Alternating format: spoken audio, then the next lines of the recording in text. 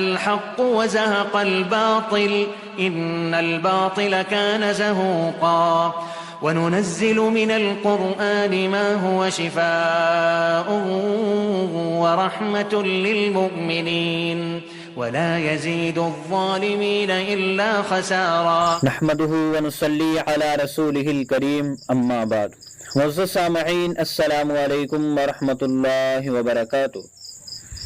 ایک بھائی نے ایک حدیث سینڈ کی ہے اور اس کے متعلق پوچھا ہے کہ آیا وہ روایت صحیح ہے یا نہیں، اگر وہ صحیح ہے تو اس کا مطلب کیا ہے۔ روایت سنیے۔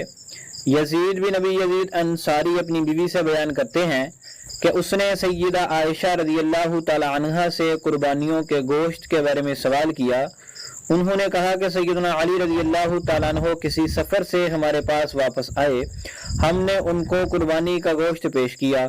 انہوں نے کہا کہ میں اس وقت تک یہ نہیں کھاؤں گا جب تک کہ رسول اللہ صلی اللہ علیہ وسلم سے پوچھ نہیں لوں گا۔ پھر جب انہوں نے آپ صلی اللہ علیہ وسلم سے پوچھا تو آپ صلی اللہ علیہ وآلہ وسلم نے فرمایا کہ تم اس گوشت کو ایک ذو الحجہ سے دوسرے ذو الحجہ تک کھا سکتے ہو۔ مسند احمد حدیث نمبر 4708۔ اس روایت کے متعلق پہلی بات تو یہ سنیے کہ یہ روایت مسند احمد کے علاوہ اور کئی کتابوں میں مروی ہے اور یہ روایت مختلف اسناد سے روایت کی گئی ہے۔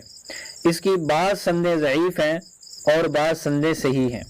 نتیجہ یہ ہے کہ یہ روایت صحیح ہے۔ اب رہا اس روایت کا مفہوم کہ آپ صلی اللہ علیہ وسلم نے فرمایا کہ ایک ذی الحجہ سے دوسرے ذی الحجہ تک کھا سکتے ہو۔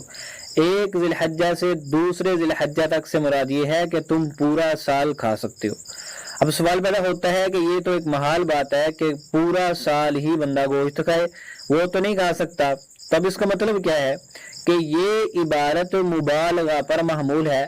مطلب یہ ہے کہ جب تک تم چاہو قربانی کا گوشت کھا سکتے ہو، استعمال کر سکتے ہو۔ یہ اسی طرح ہے کہ جیسے ہم مبالغے کے لیے جملہ بولتے ہیں، مثال کے طور پر ایک بڑے ٹب میں شربت بنا پڑا ہے، ایک بچہ آتا ہے، اگر کہتا ہے جی کہ میں اس سے تھوڑا سا پانی پی لوں تو ہم اس سے کہتے ہیں کہ یہ آپ کے لیے ہے، آپ چاہے تو پورا ٹب ہی پی لو۔ اب ہمیں بھی اس بات کا پتہ ہے کہ وہ سارا پانی نہیں پی سکتا اور یقیناً وہ پی بھی نہیں سکتا، تو ہمارا مطلب مبالغہ ہے کہ جتنا تمہارا دل چاہے تم اتنا پانی پی سکتے ہو۔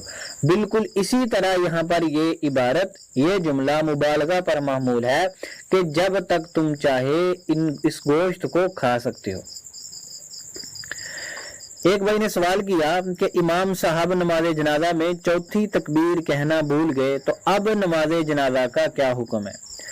تو اس کا جواب یہ ہے کہ اگر امام صاحب چوتھی تکبیر کہنا بھول گئے اور اس کے ساتھ انہوں نے سلام پھیر دیا اور اسی طرح انہوں نے نماز جنازہ کو ختم کر دیا تو اب دوبارہ نماز جنازہ پڑھنا ضروری ہے، نماز جنازہ کا اعادہ کیا جائے گا کیونکہ نماز جنازہ میں تکبیرات کا کہنا فرض ہے۔